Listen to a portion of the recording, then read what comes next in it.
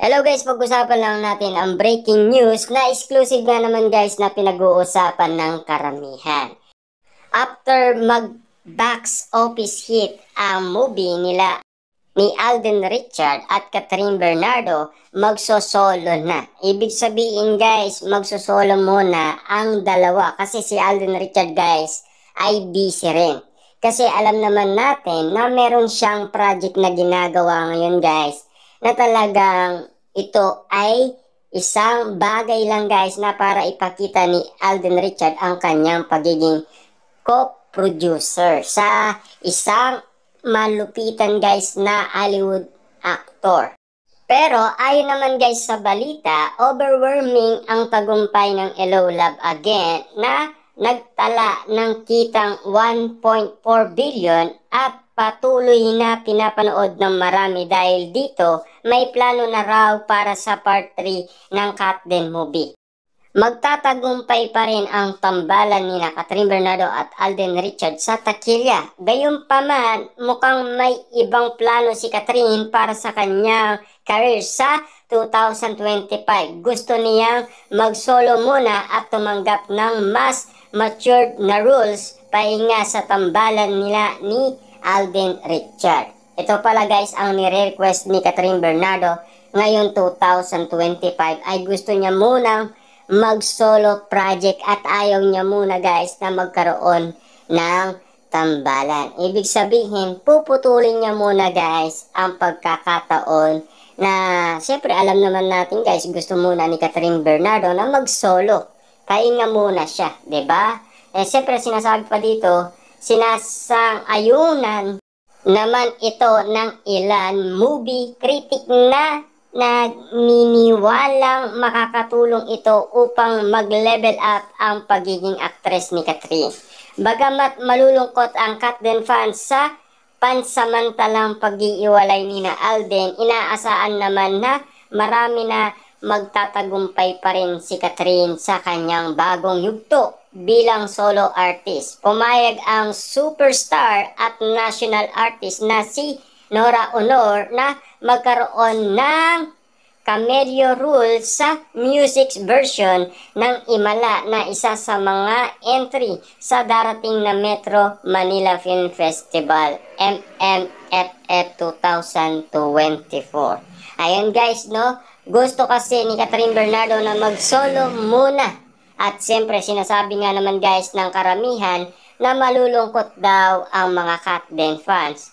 Pero ang sinasabi naman kasi guys ng iba, kahit na magsosolo pa rin si Catherine Bernardo ay magtatagumpay pa rin siya. Kasi alam naman natin guys, no, yung A Very Good Girl talagang naging successful nga naman ang kanyang pelikula. Diba? Kitang-kita naman natin guys, akot award si Catherine Bernardo kahit solo artist lang siya. Diba? Na alam naman natin guys, kaya niya rin ipakita kung anong meron siya sa kanyang pagiging actress. Kasi tignan niyo naman guys, no, marami ng akot award si Catherine Bernardo ngayon 2024. Kaya nga naman guys, pinagkakaguluhan si Catherine Bernardo dahil sa kanyang blessing na natatanggap na siksik-liglig at umaapaw pa. Ang sabi naman dito guys, no, ang script ay sinulat ng national artist na si Ricky Lee. Dahilan kung bakit nagpa-oo si Nora Honor sa project. Ang original na pinikulang Imala ay kinikilalang hindi lang sa Pilipinas kundi maging sa ibang bansa at nanalo ng maraming parangal dahil sa iconic status nito. Nagkaroon ng music version na tiyak na aabangan ng mga Nora Lians at movie Glorious. Marami nagtatanong kung ano ang magiging papel ni Nora Honor sa pelikula na inaasahan magiging isa sa pinakamalaking highlights na MMFF 2024. Na alam naman natin kasi guys si Nora Honor, 'di ba? Isa rin 'yan sa malupitan. Na alam naman natin kasi guys si Catherine Bernardo ay talagang alamat ngayon 2024. Dahil sa kanyang pagsikat. Matunog kasi ang pangalan niya kahit na last 2023 at ngayon 2024. Siyempre kailangan guys, patunayan muna ni Catherine Bernardo ang kanyang pagiging solo artist. Kasi alam naman natin guys, meron siyang mga project din na gustong gawin. Tulad na lang ng Elena 1944. Siyempre guys, na-delay lang yon dahil sa Hello, Love Again. Na ngayon, talagang ginagawa na nila ang kanilang mga project. Na alam naman natin si Alden Richard ay busy din at si Catherine Bernardo ay busy din. Pansamantala muna magkakaiwalay ang nasabing love team. Siyempre, alam naman natin, pinag-aandaan din ang nasabing part 3, pero kailangan guys, magdesisyon din sina Catherine Bernardo at Alden Richard. Magpapahinga muna daw sila.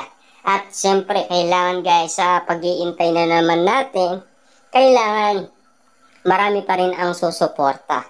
Alam naman natin guys, hindi iiwanan ng mga Katden fans sina Catherine Bernardo at Alden Richard. Tiyak yan guys, diba? Dadapwa 5 taon ng bahagi ng GMA Network si Arnold Clavio, kaya naman muli siyang pinapirma ng kontrata at mananatiling kapuso bukod sa mga programang unang irit at saksi. Marami na siyang nagawang proyekto sa network. Meron din siyang daily radio program sa DCBB.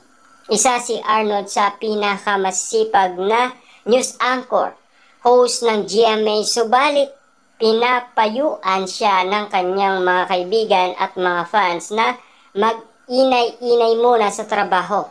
Lalo minsan na siyang inatake at na-hospital ng ilang buwan. Maalaga ang kanyang kalusugan, kaya kailangan niya itong ingatan. Naalam naman natin kasi guys, no? Karamihan kasi sa atin kapag sila ay sobra kung magtrabaho. Siyempre ang katawan natin guys, minsan hindi na natin kayang suportahan, diba?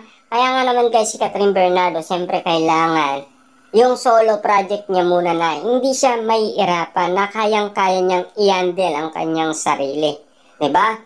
Siyempre guys, kaya nga naman si Alden Richard ay busy din kasi kumuha nga naman siya guys ng mga ibang artista na para guys talagang matulungan niya ang pagiging producer niya at director. Alam naman natin guys, ito yung matagal niya rin pinapangarap, di ba? Na matuto si Alden Richard sa larangan ng bilang director at producer.